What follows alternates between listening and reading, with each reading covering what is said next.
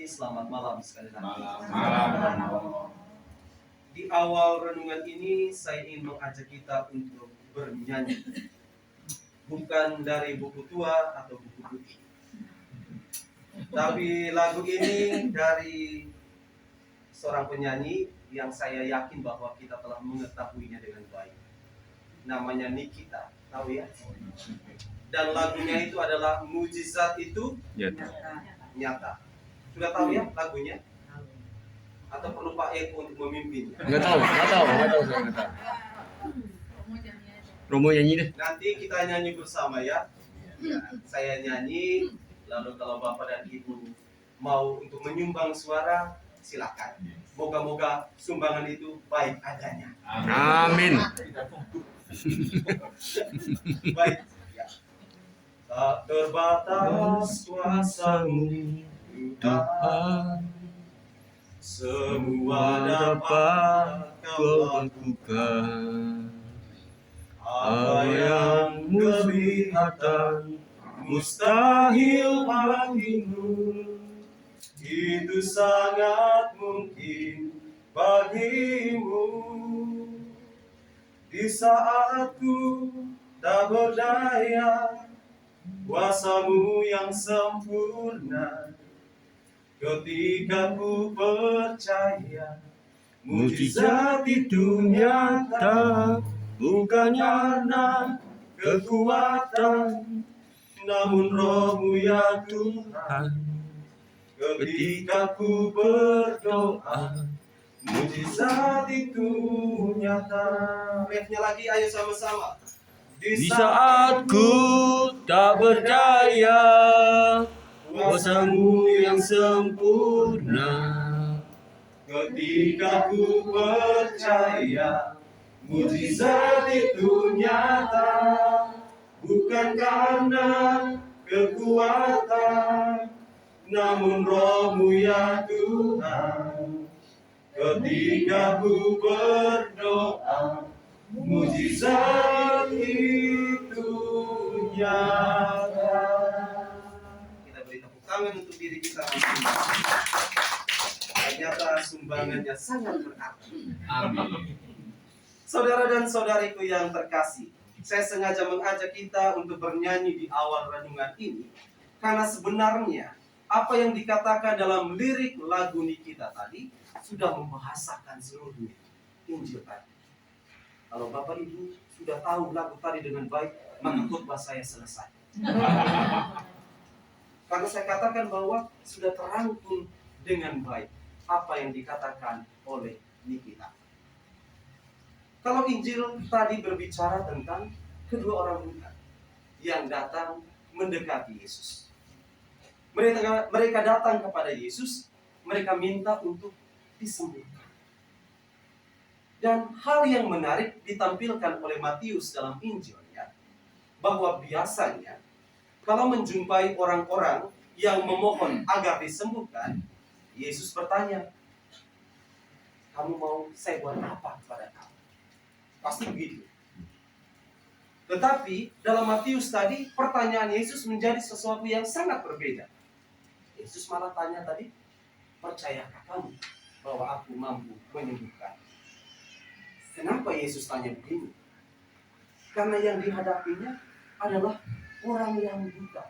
Orang yang tidak melihat apapun, segala yang telah dilakukan oleh Yesus. Pasti mereka cuma mendengar apa yang dikerjakan oleh Yesus. Sehingga Yesus bertanya kepada mereka, percaya atau tidak saya lakukan? Dan syukurlah di saat Yesus bertanya demikian, tanggapan yang diberikan oleh kedua orang buta ini adalah tanggapan yang positif. Ya Tuhan, kami percaya. Maka pada saat itu, apa yang dikatakan oleh Nikita dalam refren yang pertama tadi, bahwa ketika ku percaya, mujizat itu nyata. Imanlah yang menghasilkan mujizat. Jangan terbalik. Jangan karena ada mujizat dulu, baru kita beriman.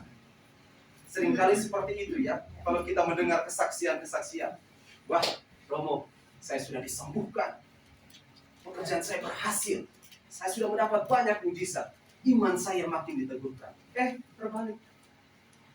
Kita harus beriman dahulu, barulah mujizat itu nyata. Dan itulah yang ditampilkan oleh kedua orang buta tadi. Di saat mereka percaya kepada Yesus, baru Yesus katakan, terjadilah padamu menurut iman. Dan pada saat itu mereka mengalami kesembuhan. Ketika aku percaya, mujizat itu nyata. Nah, saudara dan saudariku yang terkasih, malam hari ini pertama memang kita diminta untuk meneguhkan kembali iman kita. Kita yang hadir di sini adalah orang yang beriman. Saya sungguh yakin akan hal itu. Namun seringkali kalau iman itu dihadapkan dengan tantangan, kerap kali kita mulai jatuh. Iman kita mulai kendur. Apalagi kalau berhadapan dengan sesuatu, kadang kita menganggap kekuatan dan kepuasan diri kita ini mampu mengatasi semuanya. Akhirnya kita tidak menyerahkan diri kita kepada tuntunan Allah. Maka malam hari ini kita diminta untuk meneguhkan kembali iman. Namun yang kedua yang perlu kita ingat juga, apalagi kalau kita kaitkan dengan peristiwa malam hari ini, kita mengenang 7 hari kepergian dari ibu saudari kita, Victoria Prati. Ini kita katakan tadi ada 2 refrain. Pertama itu katakan, ketika aku percaya, mujizat itu nyata. Lalu yang kedua tadi, ketika aku berdoa, mujizat itu nyata. Malam hari ini saya mengajak kita juga untuk memohon mujizat bagi ibu saudari kita, Victoria Prati. Dan mujizat yang kita harapkan itu tentu saja adalah keselamatan jiwanya dan pengampunan dosanya. Dan mujizat ini hanya bisa terjadi ketika ku berdoa. Malam hari ini dalam perayaan Ekaristi ini tentu saja kita diharapkan untuk berdoa bagi keselamatan saudari kita ini. Doa yang ideal adalah doa yang dipenuhi dengan cinta. Dan kita yang hadir di sini pasti mencintai saudari kita ini. Tidak mungkin tidak mencintai saudari kita ini. Kalau tidak mungkin jam 8 ada pertandingan sepak bola. Tapi tidak hadir di sini. Tetapi karena cinta itu mendorong kita untuk datang ke tempat ini. Dan cinta itu harus kita tampilkan lewat doa. Doa bersama tentu saja baik. Tetapi ingat, selalu saya ingatkan, doa pribadi jangan dilupakan. Doa pribadi tidak usah berpikir tentang rumusan yang terbaik, tetapi setiap itu berdoa. Kualitas suatu doa dilihat dari ketekunan. Karena cinta, temannya setia. Kalau doa dilihat sebagai ungkapan cinta, maka harus ditampilkan lewat kesetiaan untuk berdoa. Kalau Anda sekalian, Bapak, Ibu, Saudara-saudari, telah memiliki cinta itu, telah ingin mempersembahkan doa itu, maka sekarang, sudahkah Anda setia untuk berdoa? Orang katakan bahwa setia itu adalah sesuatu yang mahal, maka tidak cocok untuk orang murah. Pasti kita tidak orang murah di sini. Kita ini adalah orang-orang yang setia, berarti kualitas diri kita tentu mahal. Karena itu, mari kita buktikan bersama-sama bahwa kita adalah bukan orang-orang yang murah. Kita adalah orang-orang yang dipanggil oleh Tuhan untuk saling mencintai di dalam doa-doa. Tuhan memberkati kita sekalian. Amin.